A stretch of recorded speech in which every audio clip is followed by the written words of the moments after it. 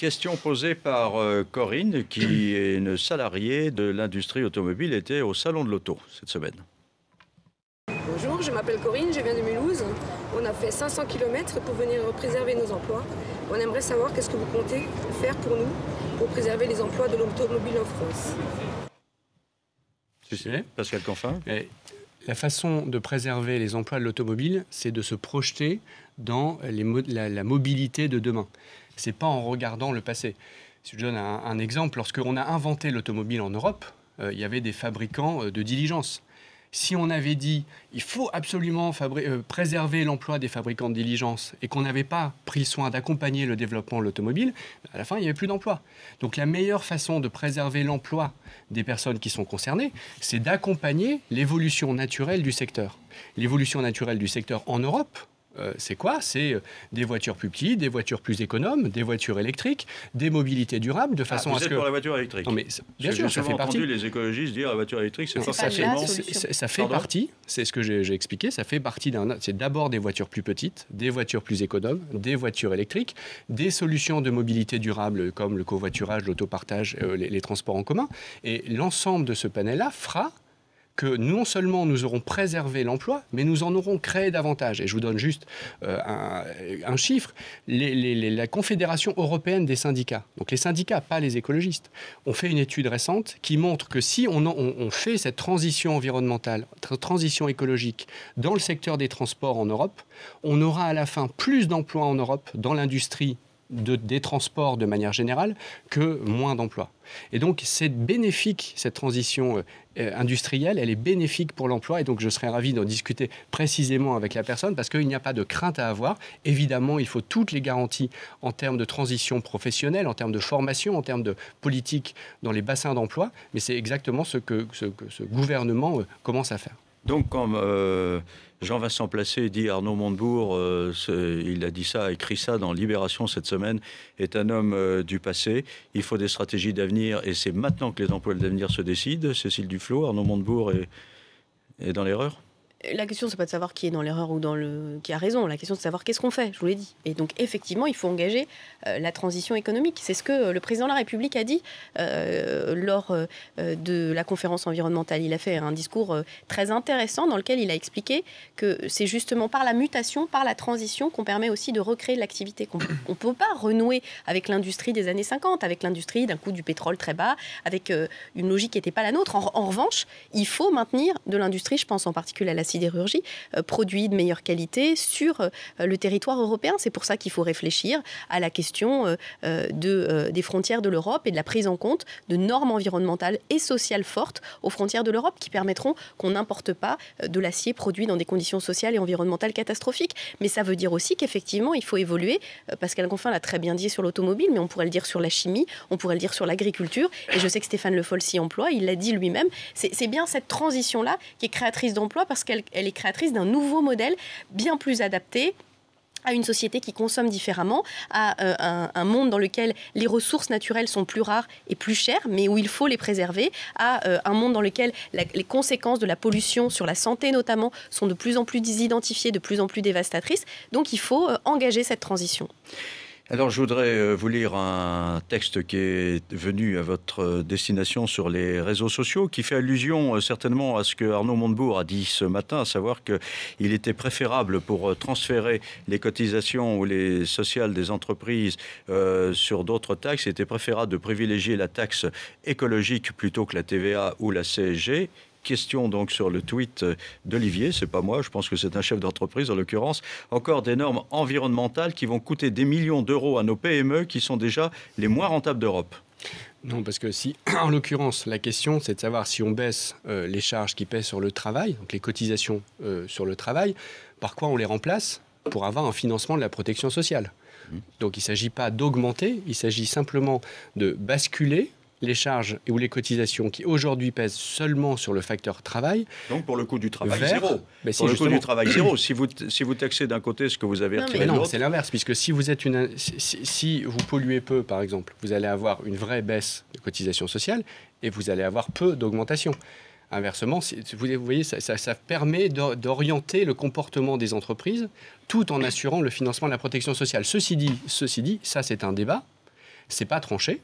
La question de la réorientation du système, la façon dont on finance le système de protection sociale. Vous êtes favorable à une taxe écologique plutôt que... On y est favorable. La question est de savoir si cette taxe écologique, je cède la parole Cécile, doit financer la conversion écologique ou si elle doit financer la protection sociale. C'est un vrai débat et je trouve sain d'avoir ce débat aujourd'hui. Mais quand même, il y a des entreprises en effet qui sont en difficulté aujourd'hui. Est-ce que c'est le moment de leur proposer une taxe basée sur peut-être la pollution? Effectivement, sans doute faudra-t-il s'occuper de la pollution, mais est-ce que l'urgence du moment, c'est pas de préserver les emplois? Là, il y a une chose que vous n'avez pas compris. C'est pas une taxe supplémentaire sur la pollution. C'est pas comme ça qu'il faut comprendre la fiscalité écologique. Il faut dire deux choses. D'une part, que le débat sur le projet de loi de finances, que les questions fiscales ont été arrêtées par le projet de loi de finances et par le gouvernement. Donc peut-être que M. Montebourg ouvre un débat pour l'année prochaine, mais le budget a été présenté. Maintenant, c'est un débat parlementaire. Ça ne veut pas dire que ça n'exclut pas un débat politique.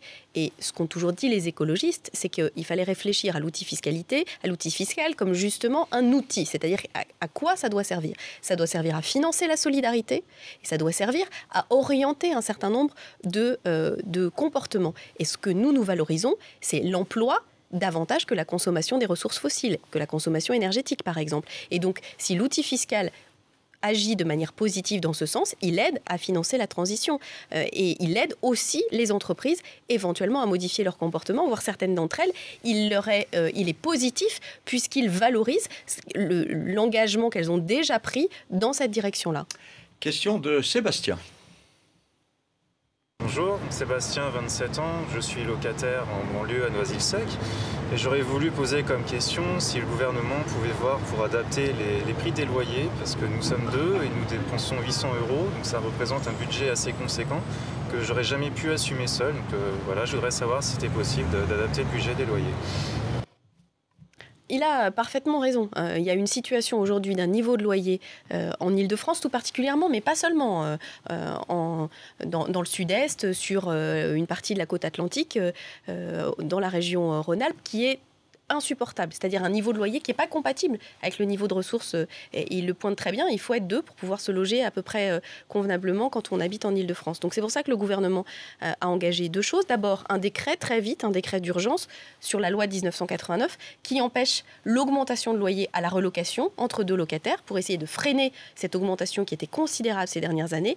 Et ensuite, nous travaillons à un projet de loi au printemps qui mettra en place un véritable encadrement des loyers, comme ça existe dans d'autres pays, pour empêcher ces loyers qui sont déconnectés de la réalité du budget des ménages tout simplement et pour les ramener à un niveau normal. Donc c'est effectivement plus qu'une préoccupation, c'est un objectif que nous allons mettre en œuvre dans la prochaine loi concernant le logement qui sera votée.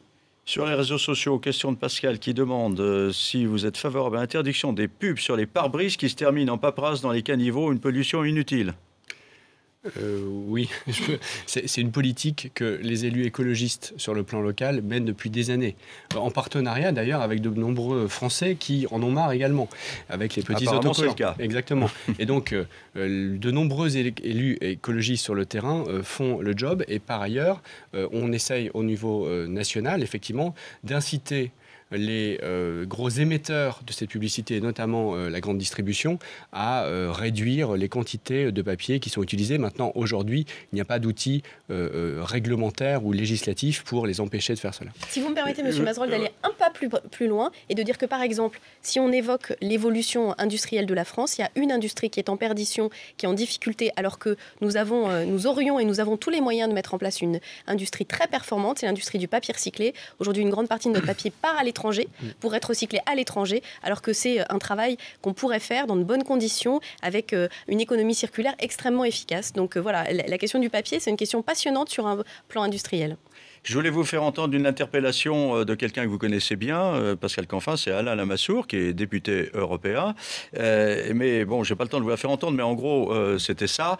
Finalement, François Hollande, il est pour la croissance européenne, il a fait débloquer un budget pour la croissance, et puis en même temps, la France s'associe à la Grande-Bretagne pour couper dans le budget de l'Europe. Erasmus, ce qui permet les échanges d'étudiants, n'a plus d'argent. Bref, il se demande quelle est la vraie politique européenne de la France.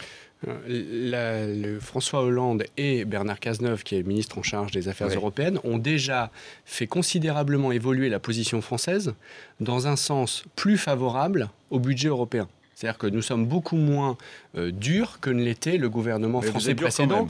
Non mais qui, je rappelle, était UMP, parti auquel appartient M. Lamassoure. Donc il faut remettre les choses à leur place. Donc nous avons déjà fait évoluer la position française dans un sens plus favorable au budget européen. Maintenant, pourquoi on se bat pour qu'il y ait justement des initiatives d'investissement en Europe, avec la Banque Centrale Européenne, avec la Banque Européenne d'Investissement, avec l'ensemble de l'ingénierie que nous poussons et que la France pousse dans les discussions et dont une partie a déjà été gagnée lors du sommet européen de juin, c'est justement parce que nous avons des contraintes budgétaires que tout le monde connaît et d'ailleurs que M. Lamassoure partage, puisqu'il est favorable aux 3% en 2013, lui aussi. Donc c'est parce que nous avons ces contraintes-là que nous avons besoin d'outils financiers complémentaires qui ne passent pas par le budget des États nationaux. Et donc nous avons fait évoluer notre politique, c'est-à-dire le transfert qui est prévu dans les 7 prochaines années entre le budget français et le budget européen. Nous sommes moins durs que ne l'était Nicolas Sarkozy parce que nous croyons effectivement que nous avons besoin d'un vrai outil européen. Mais maintenant, les conditions budgétaires sont ce qu'elles sont.